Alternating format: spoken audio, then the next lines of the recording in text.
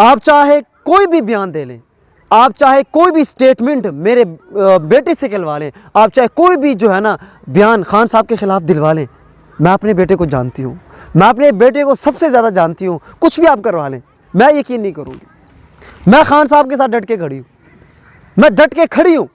तो जनाब ये जो बातें देखी, ये कैसी एक माँ है, उस्मान डार उमर डार की माँ है यार, कितनी कमाल की बात है। मतलब हम कहते थे ना खैबर पख्तूनख्वा के लोग, पश्तून लोग डट जाते हैं, लेकिन देखिए पंजाब की माएँ भी ऐसी हैं यार। मैं तो इतना उसके ऊपर जो है ना यकीन करें, मैं तो इसके ऊपर एक व्लॉग बनाता हूँ।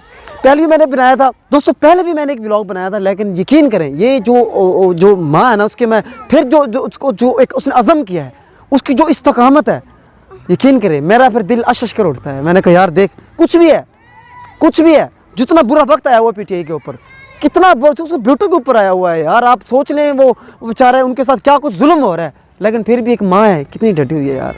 यकीन करें, सलाम पेश करता हूँ ऐसी माँ को, मैं दिल खुश कर दिया।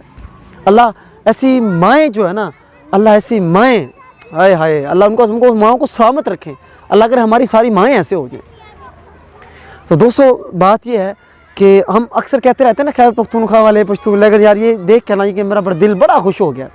तो खैर दोस्तों, अगर आप मेरी इस बात से मुतफिक हैं, अगर आप भी को लगा अच्छा लगा है कि वाकई वो माँ डट गई है, तो आप हमारी इस वीडियो को लाइक कीजिएगा, कमेंट कीजिएगा, आगे शेयर कीजिएगा। बहुत बहुत शुक्रिया। अल्लाह हाफ़िज़।